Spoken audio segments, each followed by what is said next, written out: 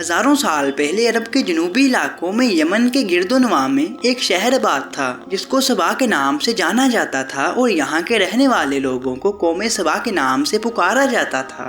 यहाँ अल्लाह पाक की हर तरह की नेमत मौजूद थी और शहर की हर तरफ सरसब्ज़ो शदाब बाग थे और लोगों को किसी भी नेमत की कोई कमी न थी। मगर ये सब कुछ होने के बावजूद भी वो लोग आग और सूरज को अपना खुदा मानते थे और उसकी पूजा किया करते थे। जब वहाँ के बादशाह शर्जील बिन मालिक की मौत हुई तो उसके बाद उसकी बेटी मलिका बल्कीस तख्त नशीन हुई। मलिका बल्कीस एक बहुत ही समझदार और हसीनो जमील औरत थी। बहुत से लोगों का ये भी कहना है कि मलिका बल्कीस के वालिदैन में से कोई एक जिन्नात में से था, मगर ये बात हकीकत है या नहीं इसके बारे में किसी को कोई इल्म नहीं। मलिका बल्कीस ने अपने शहर में 9 साल बड़ी समझदारी से हुकूमत की, क्योंकि दुनिया के बेशतर इलाकों में जो तजारत होती थी वो इसी कौमे सबा के हाथ में थी। इसी वजह से कौमे सबा के लोग बहुत ज्यादा अमीर थे। ये वही जमाना था जब मशरिक से लेकर मगरिब तक एक बहुत ही जाहो जलाल बादशाह की हुकूमत थी जिनका नाम हजरत सुलेमान अलैहिस्सलाम था।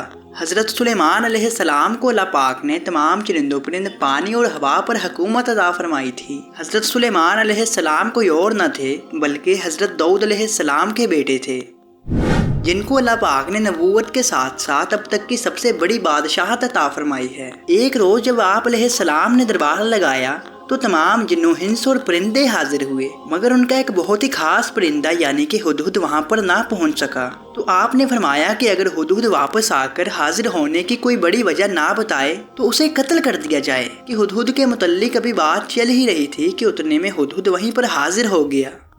पूछने पर उसने बताया कि मैं उड़ता उड़ता एक बहुत ही खूबसूरत शहर में चला गया था जिसमें बल्कीस नामी औरत हुकूमत करती है। उसके पास अल्लाह पाक की तकरीबन हर किस्म की नेमत मौजूद है। इसके बावजूद भी वो लोग आग और सूरज की पूजा करते हैं और वह तमाम लोग अल्लाह पाक के शिरक में मगन हैं। इसके साथ ही हुदहुद ने बताया कि मलिका बल्कीस एक बहुत ही खूबसूरत तख्त पर बैठकर हुकूमत करती है। इस तख्त पर हीरे मोती जेवरात और जमुर्द जैसे कीमती पत्थर लगे हुए हैं। ये सुनकर आप अलैहिस्सलाम ने फरमाया अगर यही बात है तो मेरा खत उस मलिका तक पहुंचाओ, वहीं पर बैठकर सुनो कि मेरा खत पढ़ने के बाद वो क्या अमल करते हैं। हुदहुद ने बिल्कुल ऐसा ही किया और आप अलैहिस्सलाम का खत ले जाकर मलिका बल्कीस की गोद में गिरा दिया। उस वक्त उसके साथ तकरीबन 300 से ज्यादा उसके मखसूस लोग भी बैठे हुए थे, क्योंकि आप अलैहिस्सलाम ने खत में मलिका बल्कीस को आग और सूरज की पूजा छोड़कर अल्लाह पाक की इबादत करने का हुक्म दिया था और उसके साथ ही अपने दरबार में हाजिर होने का कहा था। इसलिए मलिका बल्कीस के वो सारे लोग बहुत ज्यादा गुस्से में आ गए। लेकिन मलिका बल्कीस एक बहुत ही समझदार औरत थी, तो उसने अपने लोगों को कहा कि ये जरूर अल्लाह पाक का कोई नेक बंदा रखता है या कोई अल्लाह का नबी है, मैं इसे आजमाने के लिए तोहफे भेजूंगी। अगर तो उसने ये मेरे तोहफे कबूल कर लिए तो मतलब ये वो एक बादशाह है, तो फिर हम उसके साथ जंग करेंगे। लेकिन अगर वो तमाम तोहफे कबूल करने से इनकार करता है तो इसका मतलब ये कोई अल्लाह पाक का नबी है, तो मैं उसकी सारी बात पर जरूर अमल करूंगी।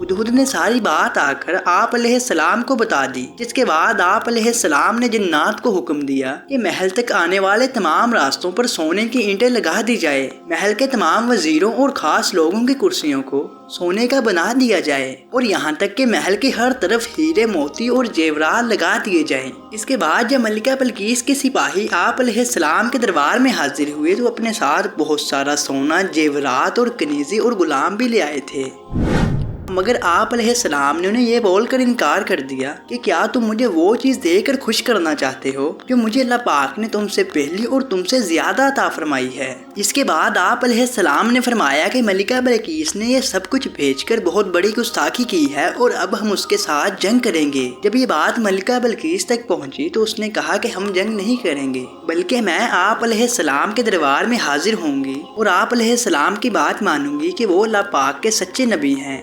दूसरी जानिब आप अलैहिस्सलाम ने दरबार लगाया और कहा कि मैं चाहता हूँ कि मलिका बल्कीस का तख्त जो बहुत ही शानदार है वो मलिका बल्कीस के आने से पहले यहाँ पर आ जाए। वहाँ पर मौजूद एक जिन ने कहा कि मैं मलिका बल्कीस के पहुँचने से पहले वो तख्त इधर ले आ सकता हूँ।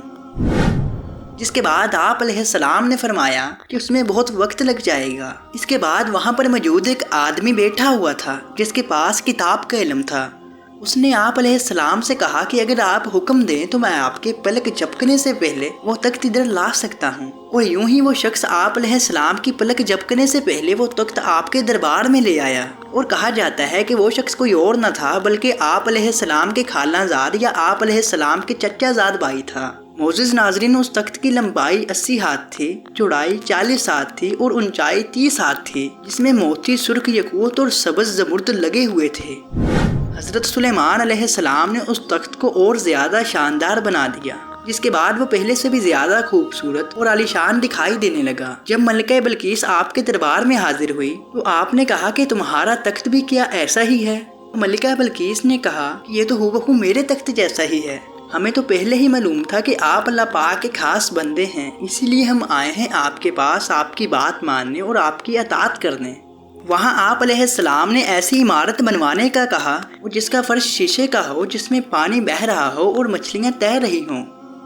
जब मलिका बिल्किस उस दरबार में हाजिर हुई तो हज़रत सुलेमान अलैहिस्सलाम अपने तख्त पर बैठे हुए थे और मलिका बिल्किस को लगा कि शायद नीचे पानी है, तो उसने अपना सूट अपने घुटनों से ऊपर उठा लिया। जब वो इस फर्श पर चली तो इसे मालूम हुआ ये तो एक शीशे का फर्श है और नीचे पानी है।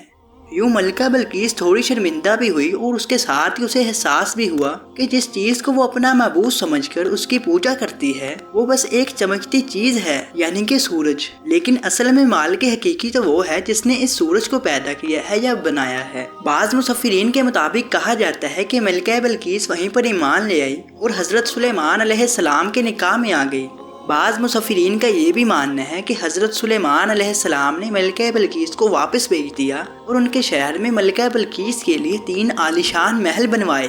मोअज़्ज़िज़ नाज़रीन, ये था एक मुख्तसर सा किस्सा मलिका बिल्किस के तख्त का और हज़रत सुलेमान अलैहिस्सलाम की बादशाहत का। उम्मीद करता हूँ ये वीडियो आपको अच्छी लगी होगी, और अगर वीडियो अच्छी लगी है तो वीडियो को लाइक कीजिए और मज़ीद ऐसे ही इस्लामिक वीडियो देखने के लिए हमारे चैनल को सब्सक्राइब कीजिए। शुक्रिया।